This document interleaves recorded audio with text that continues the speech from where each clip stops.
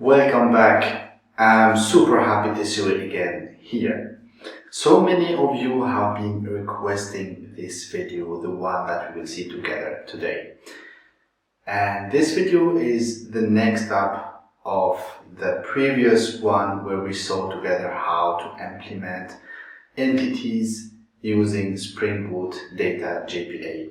In this video, we will see how we can manage the different relationships between entities like one-to-one relationship, many-to-one and many-to-many.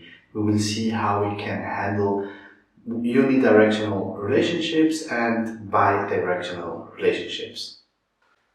My name is Ali and I'm a senior software engineer. And if you're new to my channel, just go ahead and subscribe so you can get notified every time I publish a new video.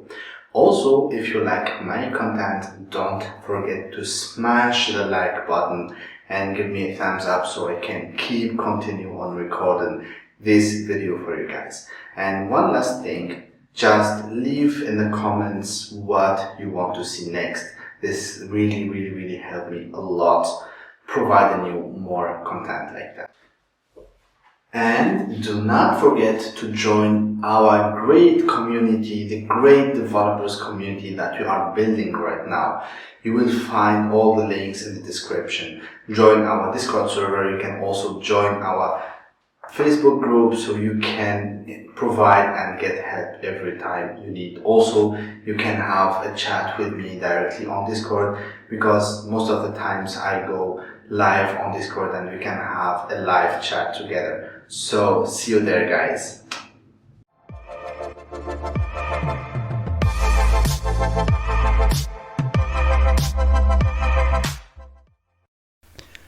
Before we start coding, let's first have a look on the extended class diagram or the database diagram that we will work on. So as you remember from the last video, when we introduced how we can create entities and tables using a Java program or using Spring Data JPA, now we will see how we can implement relationships using annotations. And here, let me just explain this schema here. So we said the last time we started already with an employee table, and now we want to extend this, and the employee will have an address. So instead of storing all the address data in the employee table, so what we will do, we will just extract them to a different table, and the relation between the employee and the address will be one-to-one. Why? Because the employee has one address, or like he lives only in one place, and the same house or that house is only has only one person. So means one employee has one address, and one address only belongs to one employee. So this is the first one. The second one, and before we move to the second relationship, what we will see in the one-to-one relationship is we will see how to implement one-directional or unidirectional relationship and how we can implement bi-directional relationship. So next one will be one-to-many and many-to-one relationship, and this will see it between the employee and the department. So here we have one employee is assigned to one department. So in the company or like in the organism where this employee works, he can be only assigned to one department. So let's say IT department, or let's say Java department. And the Java department can have multiple employees, like 0 or more employees. And why we have 0 here? Because we can create a department without having employees in this assigned to this department. Okay, so next one will be the many-to-many relationship. And the many-to-many relationship, we will see it using this table. We will call it mission. So an employee can have multiple missions, and in one mission in one mission, we can see or we can have multiple employees for that one. Let's say, or let's just take a small example. So let's start from the mission side. So in the mission, let's have a mission of mounting some furniture, for example. Okay, and to mount this furniture, we need many employees. So in one mission, we have many employees.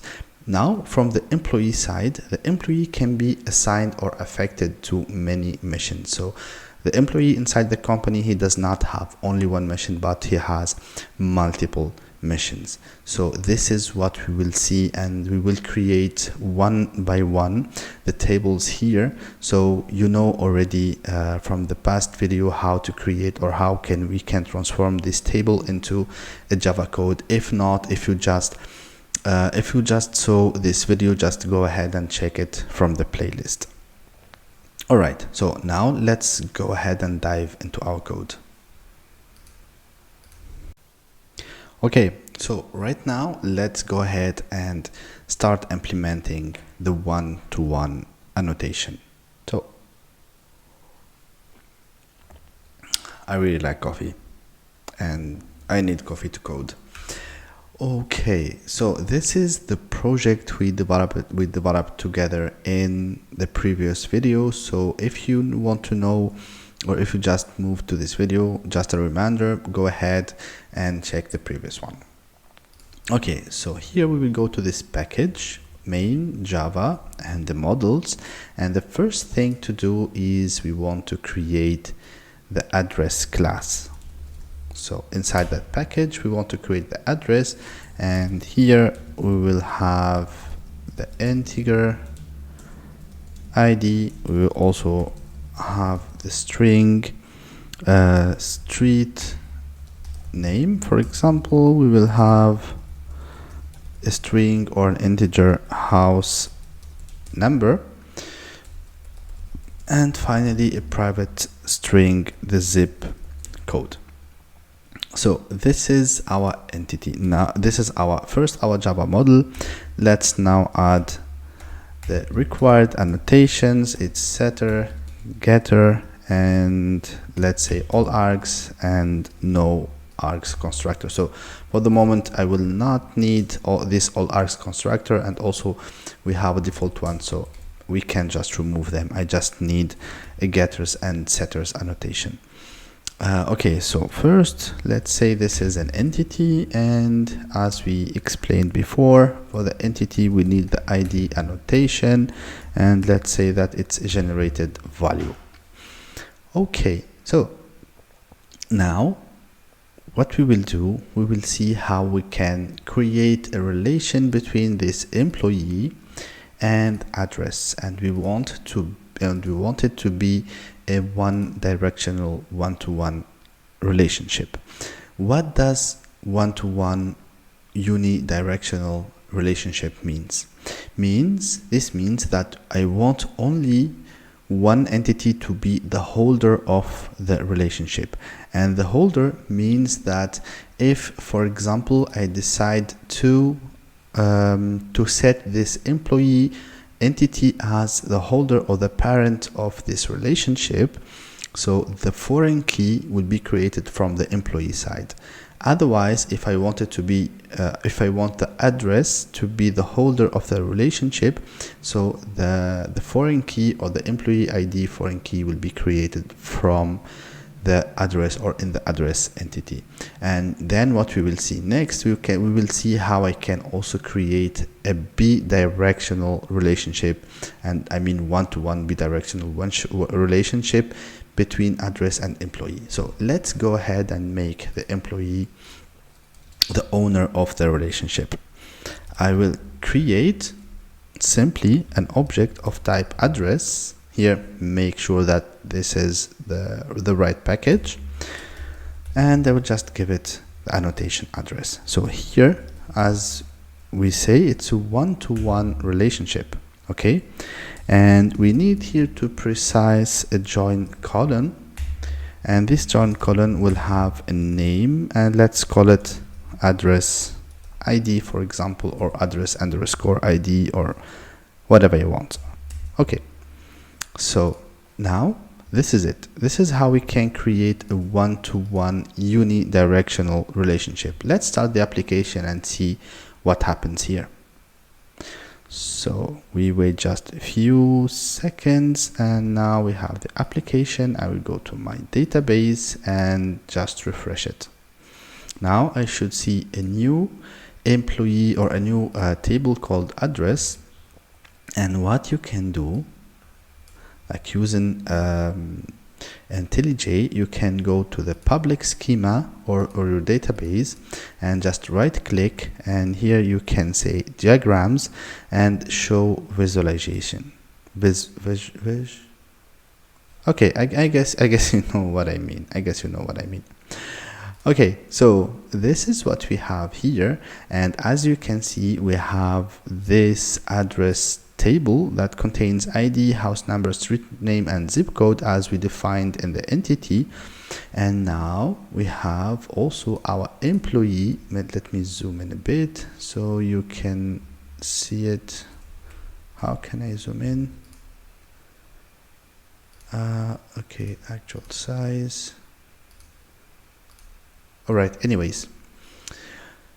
Okay, so here we see that in the employee table we have now the address ID. So this is a colon or a foreign key, and as you can see here, it's a foreign key and it's related to the address. And here we see it, the key or the key icon is in blue, so this means this is a foreign key. So now we have our one or unidirectional one-to-one relationship between employee and address. Now I want to make it a bidirectional relationship. So this means I want also to see the address ID in the address, sorry, not the address ID, but the user or the employee ID in the address table. Let's go ahead and do it. So it's exactly the same thing. So one-to-one with join colon address ID, and here we have an object of type address. I will just copy this two annotations and go to the address table, and here I'm gonna create an object of type employee. I'm gonna call it employee, and I will add this relationship.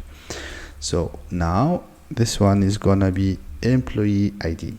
I will rerun the application and I will show you, or let's try to actualize or refresh the data model. So if I refresh the data model, I guess we have an exception right here. No, we don't have any exception. Yes, we have.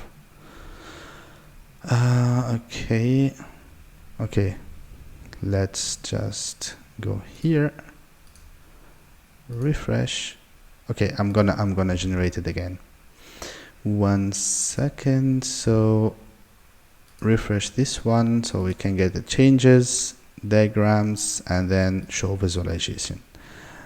All right, so now as we can see here, we can see that we have a double arrow, and this double arrow, let's make it maybe more visible for you. Let's put it here. Okay, so we see now that we have a bidirectional relationship between our entity, employee, and address. So here we see that from employee to address we have this one and its address ID, and from address to employee we have also the employee ID, and now we can see that we have the employee ID in our address table. So this is the way, this is how we can implement a one-to-one relationship. Let's move on now and implement the one-to-many and the many-to-one relationship between the employee and the department. So this is our model, just as a reminder, and now I will go ahead and create this department entity. So here I have a department, and also we need the getter, we need the setter annotation and entity. So now we know how to create it. I'm gonna create the ID identifier of type integer, and I'm gonna say it's an ID and also it's a generated value. And we said that the department has a string name or department name. And now let's understand how we can implement relationship or one-to-many and many-to-one between the two entities or the different entities. So the idea or the way, like I'm gonna give you a hint how you can remember or how you can understand this. So all right, let me try to explain this in a good way. Let's show back our diagram. So we said here that one employee is assigned to one department. So one employee is assigned to one department, and one department can have many employees. One department can have many employees. So, and many employees here, many employees can work in one department. So if I go here and take the employee, and here it's gonna be private department,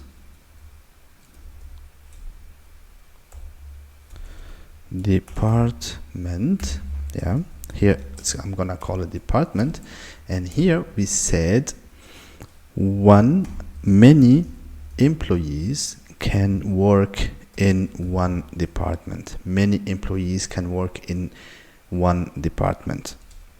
And here we need to add the join column, that when we create a new employee, we need to assign it to a department. And here the name will be the department ID, for example. You can call it whatever you like. So here we have many employees are assigned to one department, and from the department side is one department can figure out or can be shown within many employees. So at this point let's start and run the application first and see if this is enough or not, and see, like, let's try to understand if we can just implement it this way or not. I'm gonna refresh my database here. Let me close this one. Here I have my department, and let me show the diagram, the visualization. And here what we see that we have, first of all, let's move this up. I'm gonna keep it a bidirectional relationship between address and employee, but you can remove it. I guess you got the point. So we see here that the employee has now a new field called department ID, and we have a department, and now they are both linked. So this is what we did. This is a one directional relationship. Like we just linked the employee to a department. But if you want more consistency, you have to go to the department and create a collection or a list. It's up to you which one you prefer to use. And here we will create a list of employees. So this, in this case, for example, if you want, I'm going to call this one employees. And as we did here, so here we said that many employees can work in the same department. And now the relationship from the employee side, it's gonna be like, as we saw, just a quick reminder here, it's many-to-one. So this way it's gonna be one-to-many. And this one-to-many, there is something which is really important, which is an attribute called mapped by. And this mapped by, just never forget this, otherwise you will have lots of exceptions. Here it should be exactly this name. So go ahead and copy this variable name and put it here as the value of the mapped by. Now let's go ahead and start the application, and meanwhile let me explain to you what's happening, or how you can remember all these relationships. So like the easy way, or the easiest recommendation, is the way, or the where you have the list or the collection. Directly think about using one-to-many, because as I explained, it's one department to many employees. It means that I can have 5 employees that are affected to the same department. So one department to many employees. From the other way, it's many employees can work in one department. Okay, so when it comes to a single object, use ManyToOne, and when it comes to a list of objects, use OneToMany. All right, let's go ahead and check our database. I'm going to refresh this one, and now we have 3 tables as we had before. I'm gonna show the okay. So this is our generated diagram, and as you can see here, actually I'm gonna just comment out this relationship, this one-to-one relationship, and the bidirectional, and I'm gonna just keep it from, I would just leave it here in the code, but I would just keep it from the employee side.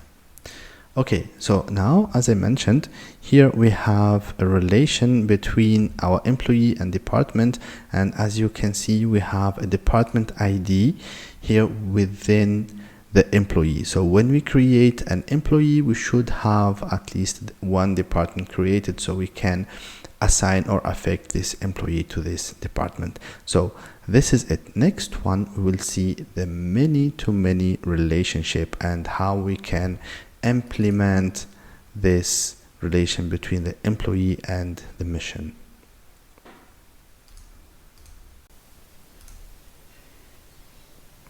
Okay, now we will implement the many-to-many relationship between mission and employee. So actually implementing the many-to-many relationship is super easy. All we need to do is to have collections in both entities, and each collection will reference the other one. This means let's first create our mission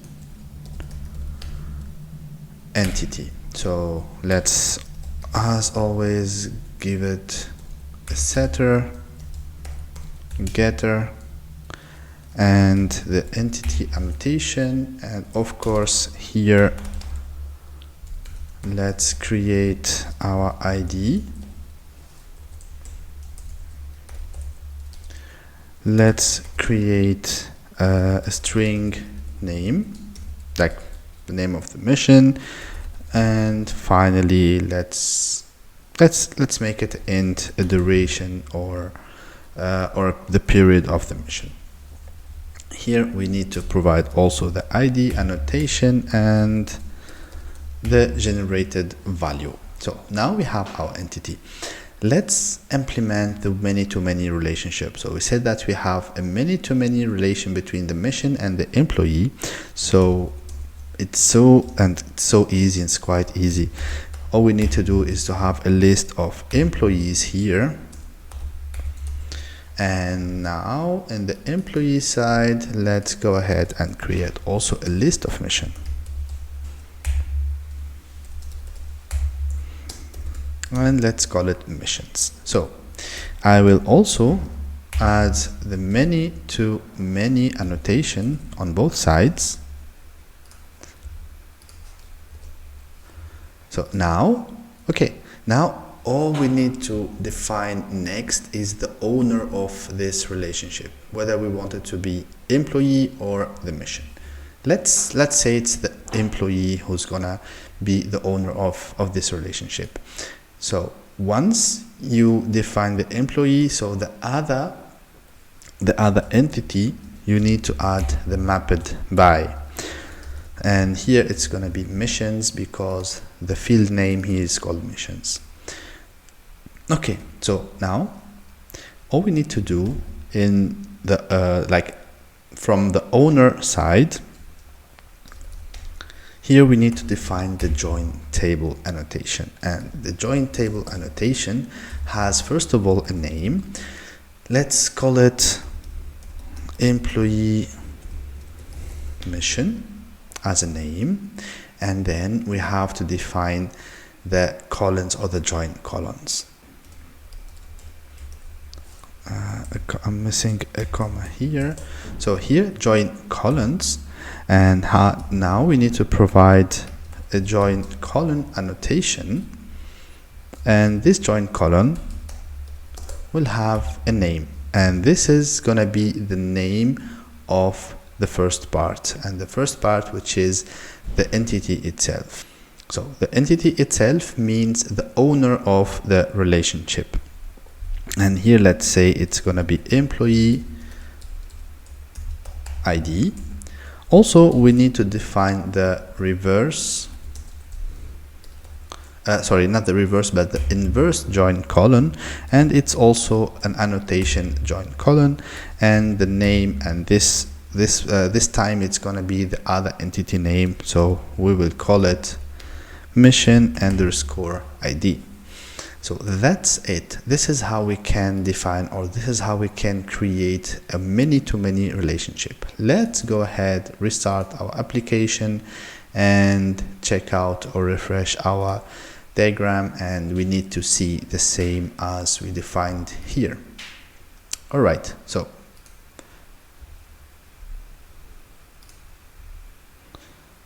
I'm gonna refresh.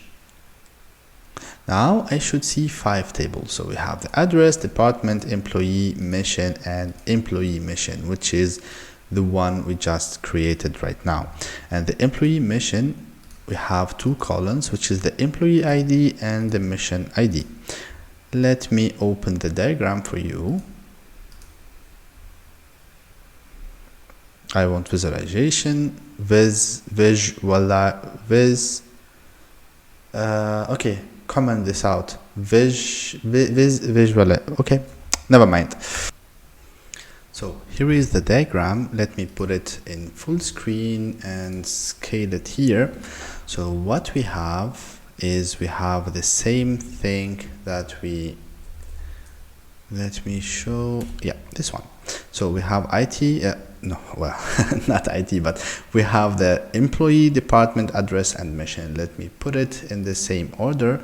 We have address from here, department down, and employee in the middle, and the mission is from this side. So let's, all right. Yeah, this is optimizing. Nice. Nice. I didn't know this tool. All right. So here, what we auto route. Okay. Okay. So now it's auto routing again. Okay. So here also there are a lot of nice, really nice shortcuts where we can put them close. We can extend them. We can like, yeah. This is a nice tool with IntelliJ. We can also have just the entities and so on and so forth. Okay, now as we can see, we have the same design or the same class diagram as the one we already designed here. So here we have the employee and the mission. It's a many-to-many relationship, and that's why we need to create a join table for that, holding or carrying the employee ID and the mission ID. So this is not all. I'm gonna give you some announcement. Don't go away.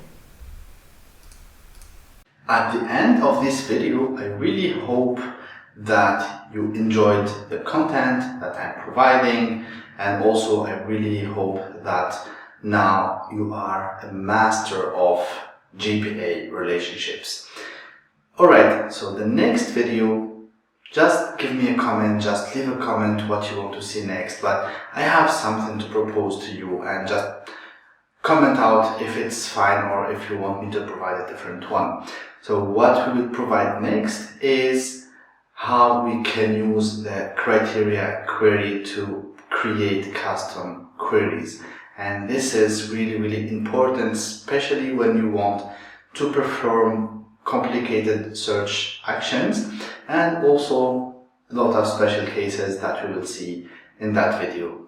So don't forget to subscribe to my channel and smash the like button so I can continue on providing this kind of content for you guys. Thanks a lot and see you in the next video.